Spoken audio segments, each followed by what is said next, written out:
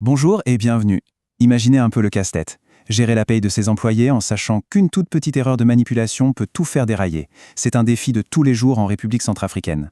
Aujourd'hui, on va justement décortiquer une solution qui a été pensée spécifiquement pour ce contexte. Révolution Paie.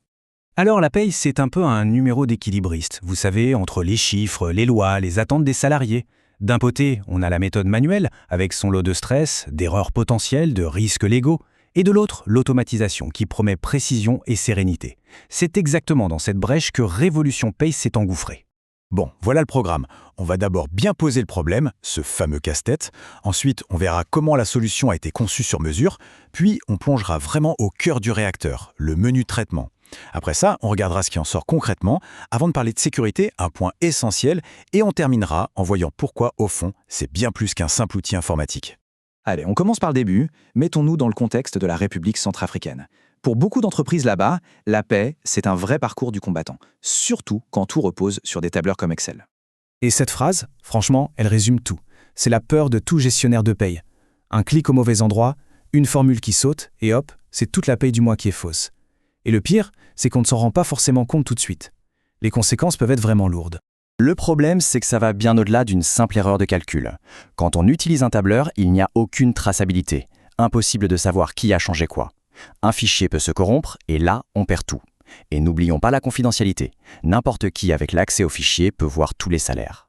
Bon, face à ce tableau un peu sombre, une solution pensée et conçue localement a vu le jour. C'est là que Révolution Paie entre en scène. Le chiffre clé, la promesse fondamentale, c'est celle-ci. 100%. 100% de conformité avec la législation locale. Fini de devoir vérifier les taux, de paramétrer des formules complexes. Tout est déjà intégré, prêt à l'emploi. C'est un gain de temps et une tranquillité d'esprit énorme. Ce tableau, il est super parlant pour comprendre la différence. Un logiciel de paye générique, il ne connaîtra pas le barème d'imposition centrafricain, ni les exonérations spécifiques pour les ONG, ou encore le SMIC local. Révolution Paye, lui, a tout ça intégré nativement. C'est ça une solution sur mesure. Allez, maintenant on ouvre le capot. On va au cœur du système dans ce fameux menu « Traitement ». C'est vraiment la salle des machines, là où toute la magie opère, mais de façon très simple pour l'utilisateur. C'est un peu le tutoriel de la fonction clé. Et vous allez voir, pour celui qui l'utilise, c'est d'une simplicité déconcertante. Le processus mensuel se résume en fait à 4 étapes logiques. On choisit l'employé et le mois. On ajoute les éléments qui changent, comme une prime exceptionnelle. On appuie sur calculer la paie, et voilà, on peut enregistrer et sortir le bulletin en PDF. C'est tout. Mais attention, derrière ce simple bouton « Calculer » se cache une mécanique de précision assez complexe.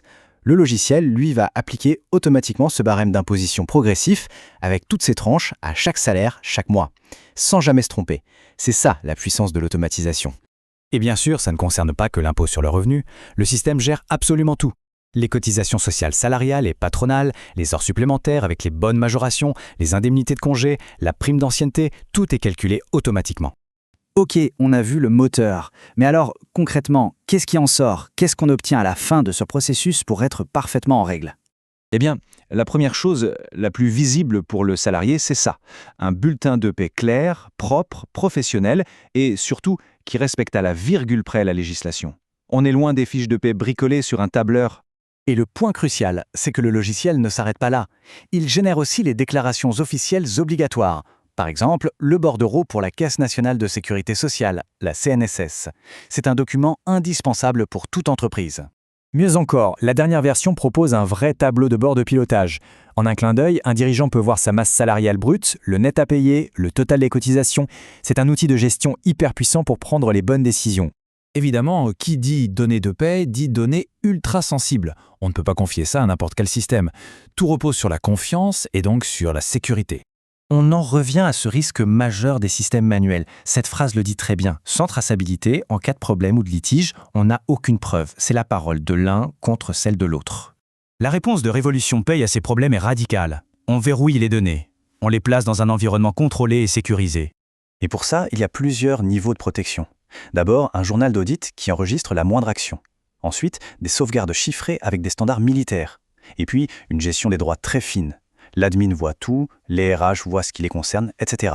Personne n'a accès à des informations dont il n'a pas besoin. Alors maintenant, si on prend un peu de recul sur tout ça, on réalise que l'impact d'un tel outil va bien au-delà de la simple gestion de la paie. En fait, ce n'est pas juste un logiciel. C'est un véritable levier de développement. C'est un outil qui permet aux entreprises locales de se professionnaliser, de respecter facilement leurs obligations et donc de participer plus sereinement à l'économie formelle du pays. C'est un cercle vertueux. Et ça nous amène à une dernière réflexion, une question un peu plus large. Si une solution aussi spécifique peut avoir un tel impact en Centrafrique, quelle pourrait être la prochaine étape pour ce type de technologie? Quels autres problèmes locaux dans d'autres pays pourraient être résolus par des outils pensés et conçus sur le terrain? C'est une perspective assez fascinante.